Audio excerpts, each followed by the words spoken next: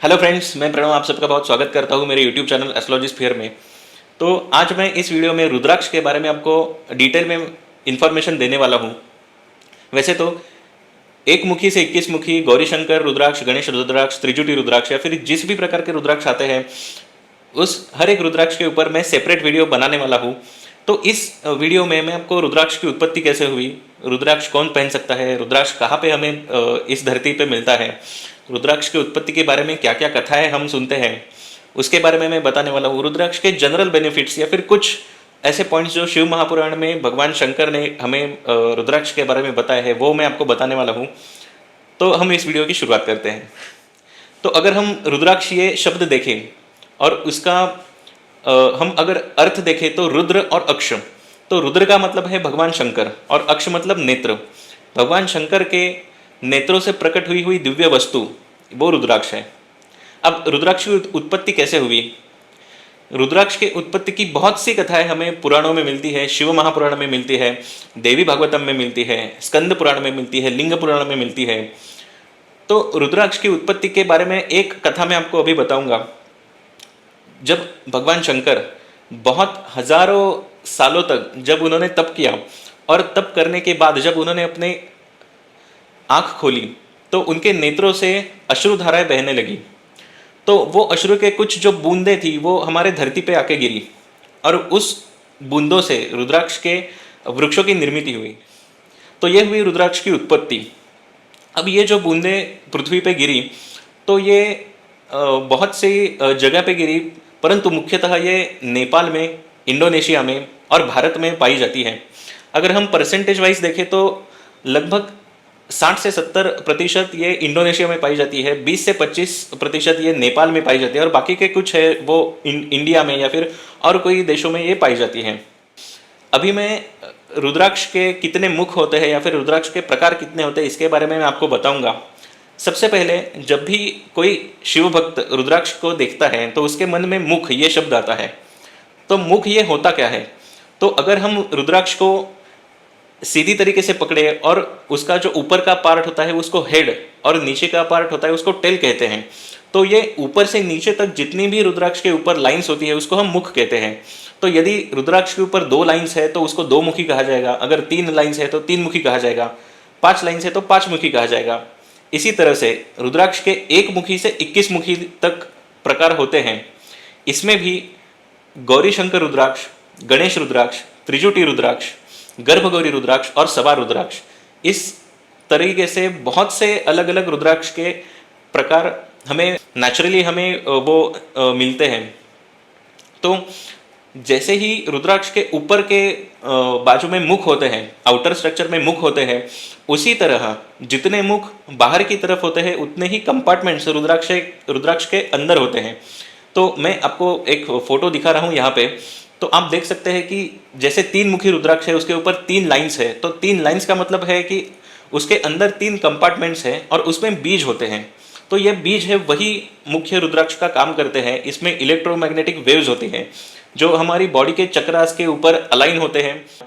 कुछ जगह पे रुद्राक्ष बेचने वाले क्या करते हैं कि अगर 10 मुखी रुद्राक्ष है तो 10 मुखी रुद्राक्ष के ऊपर एक और एक्स्ट्रा लाइन वो बनाते हैं, कार्व करते हैं और उसको 11 मुखी करके बेचते हैं।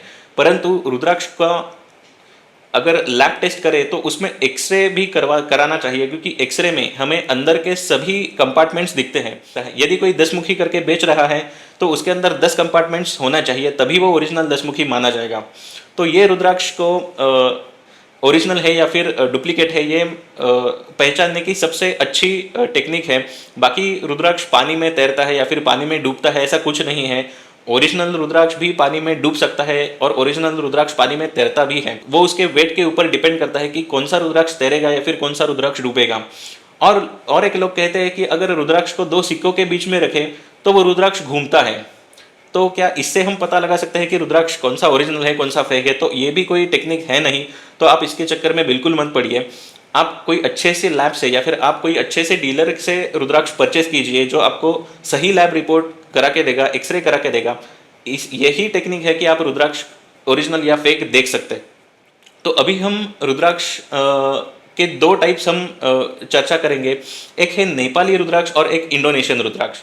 भगवान शंकर ने शिव महापुराण में रुद्राक्ष के आकार के बारे में या फिर रुद्राक्ष के श्रेणियों के बारे में बताया है। जैसे कि जो भी रुद्राक्ष आंवले के साइज का होगा वो रुद्राक्ष सबसे उत्तम श्रेणी का माना जाएगा। जो रुद्राक्ष बेर के फल के बराबर होगा वो मध्यम श्रेणी का माना जाएगा। और जो भी रुद्राक्ष गुंजा फल के बराबर होगा, मतलब चने के साइज का होगा, जो बहुत छोटा होगा, वो अधम श्रेणी का माना जाएगा। तो इस साइज के हिसाब से हम अगर देखें तो हर किसी को यही साइज ध्यान में रखे रुद्राक्ष पहनना चाहिए। परंतु उसी अध्याय में भगवान शंकर ने कहा है कि जैसे जैसे रुद्राक्ष छोटा छोटा होते जाता है वैसे उसकी ताकत 10 गुना बढ़ जाती है, ऐसे विद्वानों ने कहा है। तो ऐसा बिल्कुल नहीं है कि बड़ा रुद्राक्ष पहनने के बाद ही आपको अच्छा रिजल्ट मिलेगा, आप छोटा रुद्राक्ष भी पहन सकते हैं। अब हम नेपाल के रुद्राक्ष और इंडोनेशिया के रुद्राक्ष, ये दो रुद्राक्ष के बारे में अंतर देखेंगे। नेपाल में जो रुद्राक्ष मिलते हैं तो उनका साइज बहुत बड़ा होता है और उनके ऊपर जो मुख होते हैं वो डीप ग्रूव्स में होते हैं। इंडोनेशिया में जो रुद्राक्ष पाए जाते हैं वो रुद्राक्ष का साइज छोटा होता है और उनके ऊपर जो मुख होते हैं वो वाइट लाइंस के तरह हमें दिखते हैं। नेपाल के रुद्राक्ष क्वांटिटी में थोड़े से कम पाए जाते हैं और नेपाल के रुद्राक्ष की डिमांड बहुत ज़्यादा रहती है। इसलिए नेपाल के रुद्राक्ष अगर हम कंपेयर करें इंडोनेशियन रुद्राक्ष से तो उनका कॉस्ट बहुत ही ज़्यादा होता है। अगर हम एनर्जी और रिजल्ट के बारे में अगर दोनों को कंपेयर करें तो नेपाल के रुद्राक्ष का साइज बड़ा होने के कारण वो हमें जल्दी रिजल्ट देते हैं। परंतु इंडोनेशिया के रुद्राक्ष और नेपाल के रुद्राक्ष अगर हम लॉन्ग टर्म देखें, लॉन्ग टर्म में उनका रिजल्ट देखें तो लगभग उनका रिजल्ट सेम ही देखने को मिलता है। जब भी हम लोग देखते हैं कि बहुत से साधु संत रुद्राक्ष पहनते हैं, सन्यासी लोग रुद्राक्ष पहनते हैं, जो बड़े बड़े धर्मगुरु है या फिर जो स्पिरिचुअल मार्ग पे चलते हैं वो लोग रुद्राक्ष पहनते हैं, तो आम आदमी के मन में यह सवाल उठता है कि क्या हम रुद्राक्ष पहन सकते हैं, गृहस्थी आदमी क्या रुद्राक्ष पहन सकता है? तो हर कोई इंसान, वो चाहे किसी भी कास्ट का हो, किसी भी रिलीजन का हो, वो रुद्राक्ष पहन सकता है। और ये बातें सब भगवान शंकर ने शिव महापुराण में बताई हुई है। बहुत सी स्त्रियां पूछती हैं कि क्या हम रुद्राक्ष पहन सकते हैं, फीमेल क्या रुद्राक्ष पहन सकती है? तो फीमेल को भी रुद्राक्ष पहनने के लिए मना नहीं किया गया, फीमेल भी रुद्राक्ष पहन सकती है, वो कौन सा भी रुद्राक्ष हो। अगर हम जनरल बेनिफिट्स की बात करें रुद्राक्ष की तो बहुत एक बेनिफिट है कि जो आज के टाइम पे हर किसी को चाहिए वो है मन की शांति।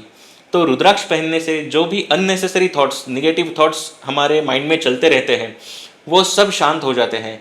जिसको भी डिप्रेशन की प्रॉब्लम है, जिसको एंग्जाइटी की प्रॉब्लम है या फिर कोई भी मानसिक तनाव अगर किसको है, रुद्राक्ष पहनने के बाद उसको बहुत ही अच्छा रिलीफ मिल जाएगा।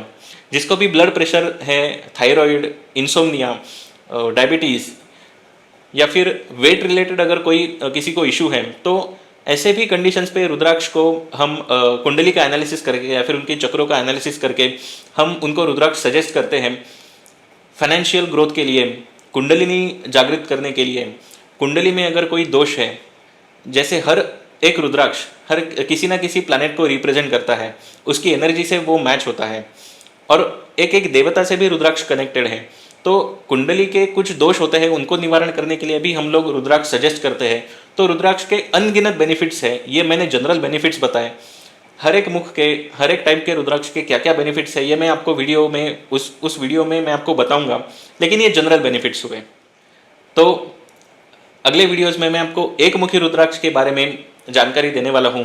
एक मुखी रुद्राक्ष के प्रकार क्या है वो सब डिटेल में मैं आपको बताऊंगा।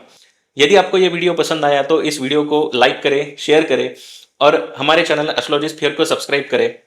Thank you.